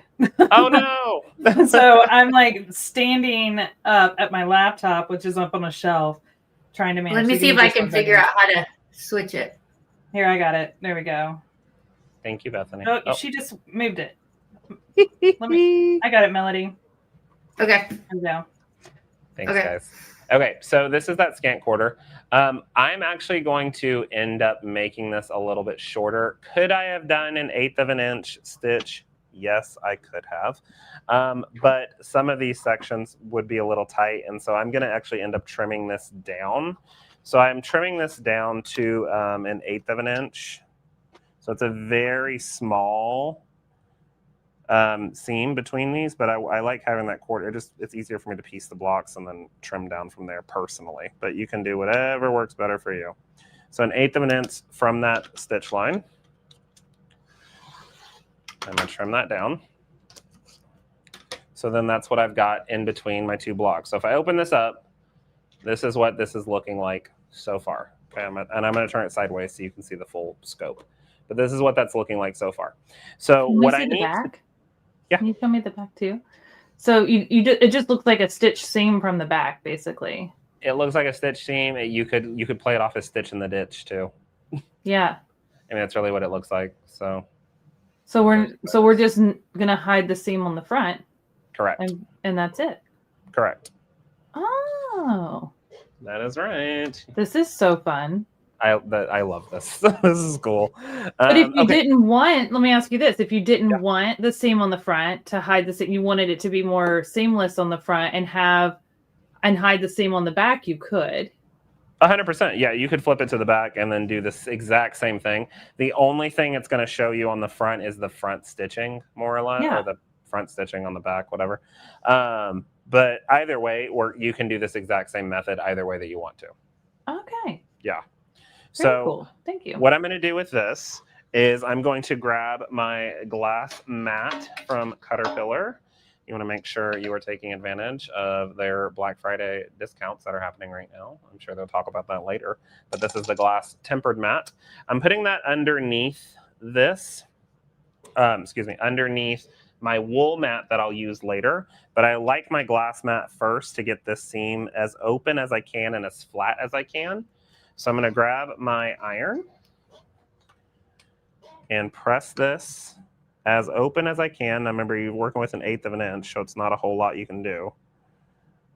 But you're just going to press this nice and flat. And what that's going to do is take majority of the bulk out of your piece that you are going to hide it with. So I'm just taking this, and you can kind of see I'm just bouncing my iron back and forth. And that's kind of opening up that tiny little baby seam up. But that glass mat allows me to look at that. Holy smokes. You can't do this on a regular ironing board. You can apply a ton of pressure down and keep that nice and flat, that tempered glass, and then press down that iron. And don't be afraid with your pencil. I'm marking, ironing over what I've marked here. It doesn't heat set. So you can iron all day long. It's not going to heat set your pencil and destroy your fabric. So don't be afraid on that. But I've got that nice and open. So it's a nice flat seam. I'll flip it over to the back as well and press that flat. But now it just looks like I've got that same stitch in the ditch across the backing on this area. So this is those two joined together, okay? So now that those are joined that way, we need to cover all of this stuff. So what I did was, because I did that 1/8 of an inch cutback, I am going to hide that with a 1/4 inch piece from my sasher tool. So these little tools, you guys got these too, Bethany and Melody. These little tools are your sasher tools. And these create all the different sashings for Quilt As You Go. But I want to do a 1/4 inch one, and that's going to hide this open section here. So whatever size is on your tool, you cut double that width in the fabric, okay? So if I'm doing a 1/4 inch hiding, I'm going to cut a 1/2 inch strip. Now, I decided not to do the little circles that were on that were in our kit from Riley Blake, but they did send us with a bunch of white fabric for those circles. So I have cut 1/2 inch strips of that fabric, and I've cut quite a few of them using my stripology to create these pieces, but 1/2 inch strips through my 1/4 inch tool, okay? So I'll take, with my glass mat still down, because that's going to protect my cutting surface on my Ultra, I'm going to grab my wool mat. Hello. I'm going to grab one of these pieces, one of these 1/2 inch sections. And what I'm going to do on this is fold this into about the center as best I can. It doesn't have to be perfect, but into about the center as best as I can. And I'm going to grab my iron and hit that with a nice hot iron. And I'm just kind of folding these a little closer together just to get it started, but you have to have somewhere for it to go. So a nice little press on this, folded up to us and meeting in the middle as best as it can, okay? But that's that fold in right there. To feed through your sasher tool better, it's better to cut this first initial one at an angle for it to go through that sasher tool. So I'm just going to take my scissors, slice that at about a 45. And then I'm going to take my sasher tool, and these smaller ones, so the 1/4 inch, the 1/8 inch, the 1/2 inch, we're going to have this open fold facing down towards our ironing surface. For the larger ones, you can have the fold facing up towards you, but facing down takes all the play out of the fold. So I have that facing down, and I'm going to feed it through one side of my tool, just like this, and then poke it through the other one, just like that, okay? I'm going to lay that on my ironing surface. I'm going to take a clover fork pin. It's a double-sided pin. And that's going to pin right into that little section of fabric on both sides of that fold to keep it held steady. And I'm going to push that pin all the way into my ironing surface. I'm going to grab my iron, butt it up right here against the side. We want this nice and straight. We don't want to pivot it in. We don't want to push it with the tip of the iron. We want it nice and straight. And then I'm just going to push alongside, and that's going to create my fold for me, okay? Now, this has this little bit of flip that it didn't fold properly, and it's because I was hovering over this pin because my pin wasn't pushed all the way down. So I can just go backwards with that, travel right back down that section, and then put my iron back on the surface, okay? And it's going to have that nice fold in, okay? So we're just traveling down this section. And I'm just going to press this along as we're going. Okay. Giving a little bit more, I think I might need to turn up the heat. Yeah, I do. So, okay, this is still folding out. Heat wasn't all the way up on my iron, and I am sitting at a weird angle. So if you have that, that's an easy fix. We just shift it down a little bit. Little extra fabric, that was about, a couple of inches, but worth it just to try out to see the heat factor on this. But I'm going to stand up over this and add in what I need. There it is. So now if I look, I've got that proper folding happening. I wasn't having enough pressure on this. And because it's that little smaller one, if it's not sitting properly and not the right amount of pressure, it's not going to flip back for us. So I'm just going to travel. That's much nicer. Okay. See the difference between that one and that one? I was just kind of gliding this around on that first one and then pushing down. I meant to do that so you guys could see. See, look at that. Teaching moment. So we're just going to add that nice good amount of pressure, a lot of heat on this one, and just kind of kicking this down. And we need about 10 inches, maybe a little bit more for our first layover because this is a 10-inch block. That should give us what we need. But let me measure it just to be sure. Perfect. Okay. So I'm just going to trim this off. You would make quite a few of these, but I'm just going to trim this off. And then I will flip this around on the back side and give it another good press as well. But that's the fold that it's going to create for us, that hiding strip. So I'm going to take that and just give it a real nice press. Okay, you can use steam if you would like to. I just use a dry iron just because I don't put water in my iron because I use so much of the batting, just so I don't tempt myself. Okay, but a good press on that, and that's going to be our hiding strip. And this is going to end up kind of framing these blocks and giving it kind of like a, I don't know, how would you say it, Bethany? Kind of like a, I say frame, but like a, what were we talking about? Like a photo. It's going to frame. We're just going to go with frame. I like that. It's a frame. Yeah, it's like a window pane. A window pane. That's what I was going for. Thank you. But when I set this over that section and I hide that real nice, that's what it's going to end up looking like, guys. Okay.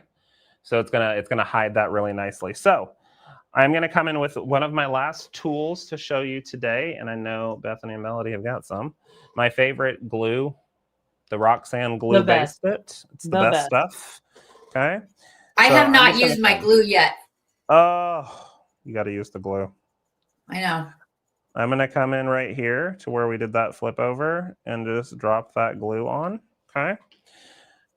And I put my glass mat away too soon. But an easy fix. Can pick it right back up and grab it. Okay. I'm going to lay this with that raw open edge same way down. And that glue is going to keep this in place until it hits water. Okay. But by then it will be stitched, so it's not a problem. It is a water-soluble product as well. So I'm just going to grab this and kind of maneuver. And I'm sorry, I know my head's over this, guys. I just have to see it because it's a really small piece. Kind of maneuver this in whatever direction that I need to hide that opening. Okay, and that glue is going to lock that down. Okay. Better than pins. Just going to lock it right in place, right where we need it. Okay. And that's going to be our hiding strip there. Okay. So that nice, beautiful window pane look. And now what I'm going to do is I'm going to take and stitch right on the edge.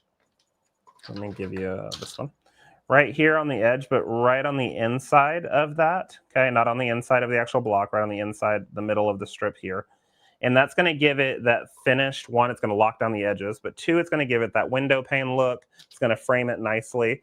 So let's do that real fast. So let's head back over to the machine. I'm going to switch my foot away from the 1/4 inch foot, go back to my open toe foot. And I'm just going to stitch right down the edge of this. I'm going to do it both sides, so I'll stitch down one side and down the other as well. You can do it with the top thread that you're using, or if you want to use the clear monopoly, you can do that too.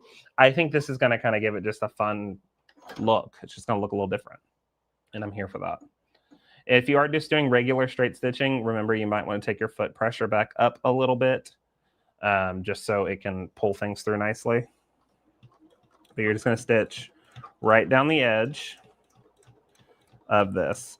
This is also another thing, if you're getting into these really, really small sections, the Caterpillar, I'm just doing all of y'all's marketing for you, go me. The Caterpillar Flex Light has a little, if you get the accessory kit, it has a little magnifying glass that clips onto it. So you can turn on the light and really see up to what you're doing, especially on those smaller sections on the edge. So I absolutely love the Flex Light. I love that. I love that you're using it for that. I love that so much. It just makes it, I use it for applique too, because it makes it so much easier to see what I'm doing. So I'm just going to work down this edge.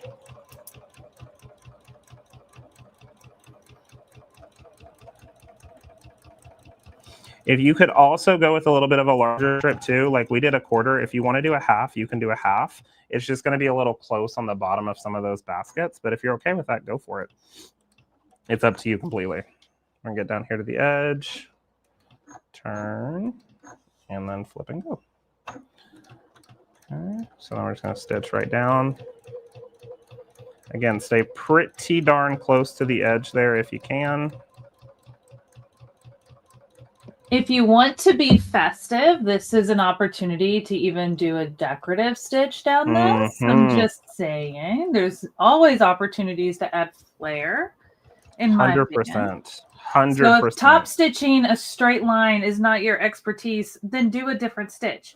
Do a zigzag stitch. Do a decorative stitch. Do one that's got like leaves on it that goes back and forth. Like, you can play with it and have fun with it and make it look like it was quilted with intention that way. Exactly. So anyways, just throwing that out there. Exactly. So if we look back over at the top, I'm going to trim my edges. And then that's it together. And then that's the back. So it just looks like it was stitched in the ditch. Okay, so now you're going to do this between each block on your rows, and then you're going to sew your rows together and do one long strip between your rows. Correct. Okay. You got it. Easy peasy. So block by block all the way. So this is the block by block way. If you want to do sashing, you can go back and look at the Handmade Collective video. I've also got a ton of videos on our YouTube channel walking you through how to do the sashing in between it instead of the block by block. But there's so many different ways to do it, and then it comes together looking so cute. Okay, another question for you.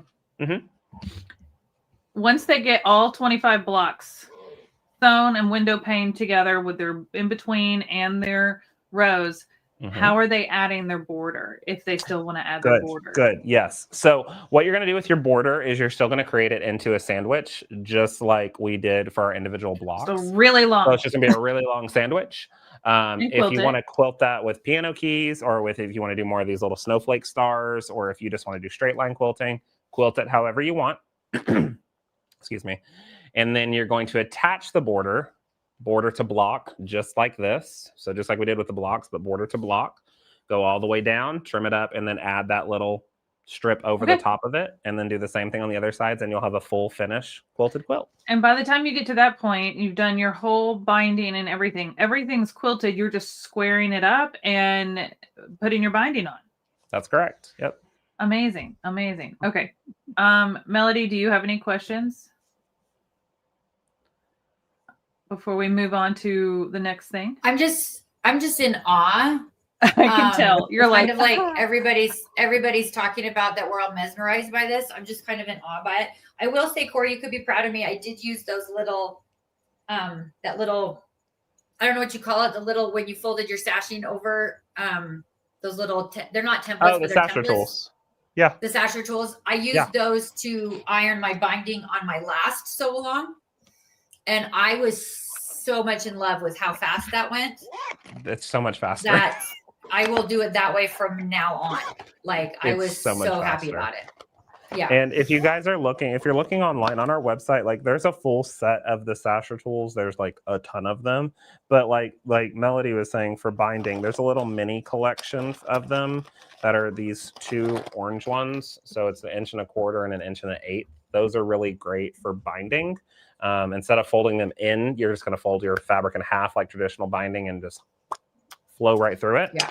And then you can find, I added the individual sizes to the little collection that Bethany just dropped in. But you can find either the 1/2 inch size, the 1/4 inch size. I think I put the 1/8 inch. I probably wouldn't go that far if you're just starting out for the first time. But there's multiple different sizes, but I love the tools, and they're more than just for quilt as you go, but they're like, that's so cute. And look at that. It looks perfect. It's so cute. That's so good. It's so cute. I love it. So cute. I'm obsessed.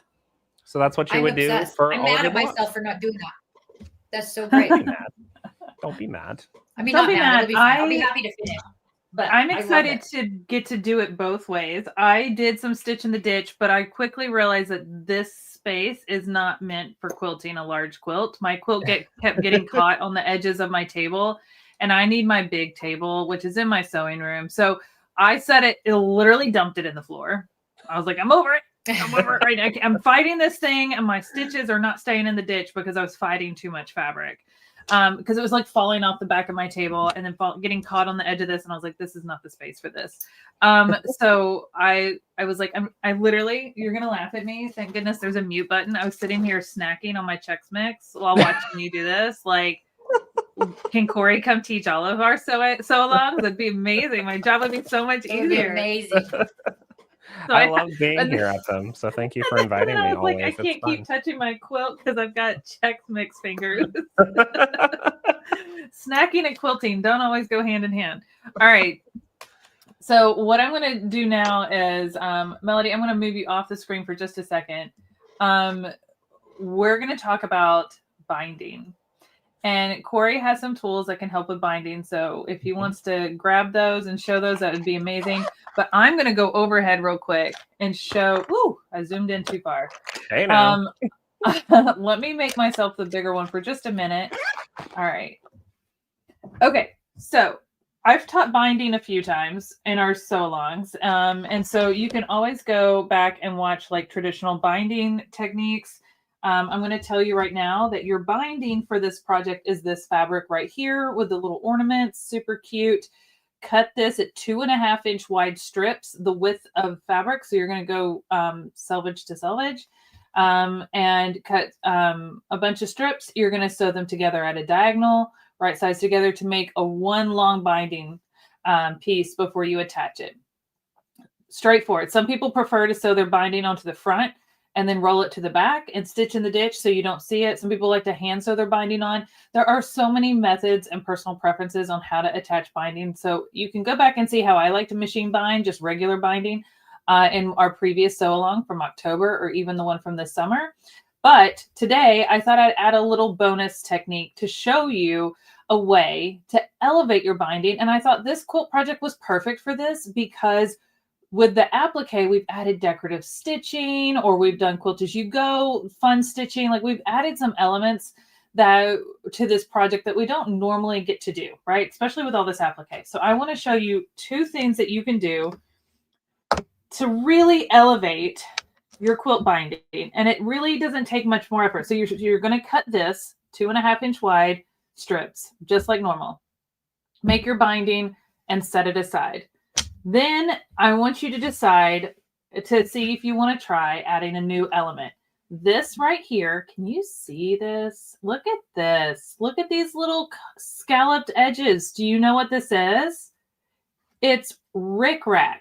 I just threw some white rickrack in along the edge of my binding. So when we're adding decorative elements like this, I do recommend putting your binding on the back, bringing it to the front, and before you fold this over and stitch it down, you're going to see where you had originally stitched the binding. You're going to see where that is, and that's where you're going to place your decorative element like the rickrack.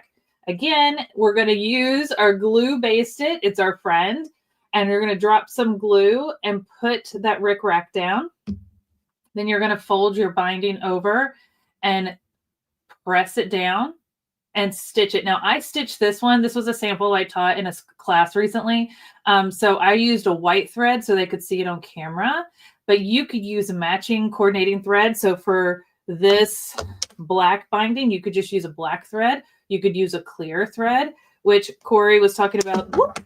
Corey was talking about the superior monopoly thread. I do have some of that because I ordered 2 of everything in the kit. But I showed it in a white stitch. So you could, and I just did a white stitch. You could do a decorative stitch. Or if you still want to hand stitch, you could hand stitch this down. But you need to bring it from back to front so you can see where the rickrack is and make sure it's lined up perfectly all the way down. How fun is this? Corey, have you ever added some sort of decorative element like rickrack to your binding before? I have. I think it's so much fun. I like rickrack. I like little pom-poms too. I think it's just different. Yeah. I think it's fun. So that's the other one I have here. Okay. Look so good. at this. So stinking good. Same method. Stitch my binding to the back. Before I bring it to the front, I haven't stitched this one down yet. I lined my pom-pom trim up with where that stitch was. So I knew that it would stick out from where this was going to land. And then I could stitch this down and use whatever. Now I'm going to tell you, I'm going to give you a little tip. What's great about maybe the first time you add a festive element to your binding, you start with the rickrack because it lays really flat. Okay. So it's really easy to stitch along. This little pom-pom trim, I'm going to hold it up so you can it's got some, please focus. It's got some bump to it. Okay. It's not going to lay super flat. And I just ordered this stuff off Amazon. It comes in 1,000 different colors. Get whatever colors you want. Have fun with it. But this stuff doesn't lay super flat. So what I recommend doing, little trick, okay, break out that zipper foot and pretend that this is zipper teeth, the teeth on the zipper tape. And you know how your zipper foot will allow you to get really close to the edge, but will help you go over the bulk of these little pom-poms. So switch to a zipper foot and go down with a zipper foot. Okay. Your zipper foot may look like that. I have my zipper foot on my FOF looks like this. This is the front of the foot and it goes down like this. So I can get really close to the edge. So use your zipper foot to go close to the edge. Because if you used a regular foot, it's going to get caught on these pom-poms and you're not going to stitch a straight line. This is also another time where a decorative stitch could be really fun. So I just wanted to show you how, again, adding a little flair, whether it's rickrack, pom-poms, have fun with it, play with it, experiment. And I highly recommend maybe making a little swatch sample and testing it out and see how you like it before you do it on your finished project. But it is so fun. You're still making binding the regular way. You're still going to stitch it down the regular way. You're just taking one extra step to add a little decorative element. And when I've already added this red pom-pom to the applique of several of my trees, as I showed you earlier. I also added rickrack to several of my trees. So either one of these would be great options for me to add to the border of my quilt. Think of it this way. The edge of my quilt has that very white and black text border, and I'm putting this binding right around it to frame it in really well. Wouldn't a little pop of color between the two really stand out and add some fun texture and bring all those elements that I stitched on the inside to the edges? So it's personal preference, but I just wanted to give you an option to add that extra flair, not just in your block, but in your binding as well, to make it one cohesive story that you're telling with this very fun scrappy quilt. All right. Any questions? That was quick, but I wanted you to have some new ideas of things that you can try. So yeah. I love it. That was cool. I think another thing to discuss real quick when you were talking about the pom-poms being a little bit heavier, you guys just learned, if your machine has the setting, but you just learned pressure foot pressure. If you've got that extra thick stuff, still use that zipper foot like Bethany talked about, but back off on your pressure a little bit and it's going to help everything just glide right through. You're not going to get caught on those pom-poms. You're going to use that pressure foot pressure for so many things. Yeah, it's once you realize you have control over that, and that's a mouthful to say, pressure foot pressure. Pressure foot pressure, PFP. It's a mouthful, and I always try to say it too fast. But don't be afraid, even if you've never sewn a zipper in your life, but don't be afraid to try these other feet. They are going to be able to get you, they have grooves to be able to get you closer to like the edge of a zipper tape, those teeth, so you can stitch close to the edge without getting caught on it. A wider standard universal foot is going to get caught on that, or it's going to scratch it. you don't want your other feet to get caught on your pom-poms and then like bust them out, and then they're not cute little pom-poms. So they're not fun anymore. Use feet that are going to work best. And just because it says it's a zipper foot doesn't mean it has to be used to sew a zipper. Just saying. And they all look a little different. So I pulled the one out from my Singer because that's kind of common. But my Thoth one looks very different. So I showed it. I don't know what your zipper foot looks like. I don't even know what mine looks like.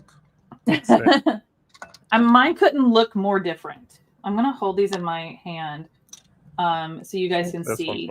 I found my zipper foot. Mine looks nothing like yours. Oh, mine looks like the brighter, the chromy one, the other one. This one? Yeah. So this is more common zipper foot, and this is the one I pulled off my Singer machine. This is my Thoth one. And both of these are facing forward. Like this is the front of the foot. What's funny is people always attach this foot backwards, but it's got these openings for the built-in IDT system, which is the walking foot. That's why it looks like a fork. But this is the front of the foot. So it's still doing the same thing as this one. So yeah, that's the difference between those feet. So yours may look a little different, and that's okay, but it's still serving the same purpose of getting close to that elevated edge, but allowing you to still have control over where your stitches are going. Or you can hand stitch it down. Have fun with it. Have fun with it. Susan says she appreciates all the different techniques. Marissa says she's loving all the different techniques. Catherine says, Corey, wonderful teaching. Thank you so much. I will definitely try this method of Quilt as you go, which is awesome. I'm excited to try it. If you guys do try anything that we've shared today to finish up this project or apply it to a future project or another project you're working on right now, please let us know and post a picture in the Caterpillar Creations Hub Facebook group. We would love to see it so very much. So please share that over there. Quick reminder, Corey is running a promotion for all of us doing the Sewalong with the code Sewalong10 to save 10% on the Sewalong supplies. I've dropped the link several times in the chat. I can drop it again. But that code ends at the end of November. So you have until like the Saturday or Sunday after Black Friday, and then it's done. So don't forget, go save that link now. Also, Caterpillar is doing their Black Friday sales right now. So use the code BF15, Black Friday 15, for 15% off all Caterpillar products, including our Sew and Spill bows. And that is on top of any sales that we have going on our website right now. So go check out our bundles. Our bundles are always discounted. Go check out like the glass mat. Perfect. The glass mat. You need the glass mat, folks. You need the glass mat. So good. Look, I have a wool pressing mat, and that's only going to get you so far. But that glass mat is where you're going to get the crispiest seams. There's something about it. It's just so good. And then the ASMR of it, just it's so good. Right? All right, Melody, do you have anything to share to wrap up? Because we're kind of done. I don't think we have any more questions. I don't think. If you guys have questions, please let us know. Oh, I can't hear you. Got it. I'm just over here listening and watching and doing my boring quilting on my big giant quilt that I put together. And wishing that I had done more fun stuff, but really excited to do it next time. Because I have all that stuff that when Corey came to the Handmade Collective, I have a box as well. But I've been pulling bits out here and there. So I'm actually using the clear thread that I got in that to quilt the quilt top. This time. So I'm very excited about that. But yeah, you know what, guys? 'Tis the season. It's Black Friday time. Everything at Caterpillar is on sale. Corey's got sales on batting still because I just got some from Corey over at Linda's. I got some batting delivered the other day. So check out all of that stuff. Yeah, it came really, really fast and beautiful and lovely. And my husband keeps going, like, what is that now? What is Just be glad it's not more Christmas decorations, okay? That's exactly what I said. That is the exact thing that I said to him. I said, listen, it's not another tree, so like don't complain about it. That's exactly what I said. But make sure you guys are signed up for either follow us on social media or sign up for the newsletters at caterpillar.com because we're going to have some other fun stuff going on during actual Black Friday weekend, and that's how you're going to be notified of those things. So check out that as well. But yeah, like it's pretty excited. And then right after Thanksgiving starts our 12 days of Christmas on the 1st of December too, if we're looking ahead, which is only 2 weeks away, not even 10 days away. Which is nuts. So it's not that far away. Yeah. It's crazy. Friendly reminder, this is our last session of the Sew Along. It was originally a 4-part series for those who tuned in a little later. We wrapped it up today on purpose since I'm not available to come back and do it on Friday due to a funeral I have to go to, unfortunately. So I appreciate Corey helping us squeeze it in. We squeeze in a lot today, but as Catherine just said, I'm so glad these lessons are recorded so I can go back and watch them again. Yes. Please go back and watch them. Even if you're not doing this so long, there's so many tips that you can apply to just about any project. So go watch and learn, practice, make swatches, and practice your techniques as I throw my zipper feet around. But have fun with it, play with it, learn. It's not going to be perfect the first time or even the second time, but the more you do it, the easier it gets. So take the tips that we've shared, practice. We're not striving for perfection. We're striving for completion. Okay. And when you are fully done with your Christmas quilt, please post a picture in our Facebook group or send us a DM on Instagram if you're not on Facebook. We would love to see a picture of it. We'd love to share it. You can email a picture to support@caterpillar.com. We would be honored to see your finished quilts.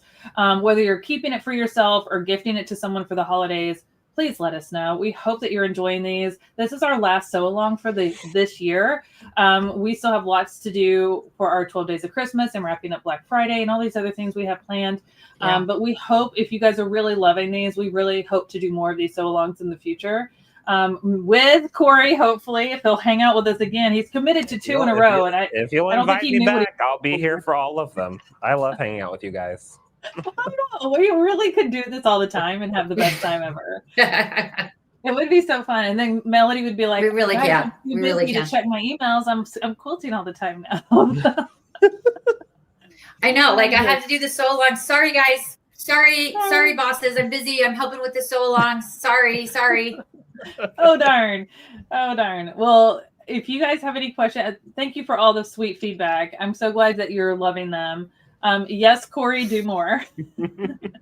Yes. He's great. Like, I love partnering with other teachers because we all have different things and experiences and techniques that we can bring to the table. And I sat back and just learned from Corey today, which is such a treat for me because I'm always one of the teachers. So to get to learn from someone else is such a treat. And it's how I grow so I can continue to give back to you guys. So I have loved doing this. This has made my week.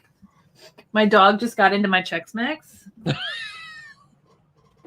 Okay, well, that just gotta get the good stuff. She just straight up. No, she's knows where the good clean up her mess. Yeah. She knocked the whole bag over. Another Sew Along would be great. Learning so much. I'm so glad, Louise. Thank you both. Thank you, Catherine. All of us have had the best time doing this. It's a lot of work, but we were so grateful for you guys wanting to continue to do things like this with us. Was Corey going to do a special binding technique? No, I don't think so. I was just going to show you 2 that I had. And then he focused on the Quilt As You Go technique today. So he took a big chunk of that today. So I think we're done. Unless, Corey, you have something else you want to share today.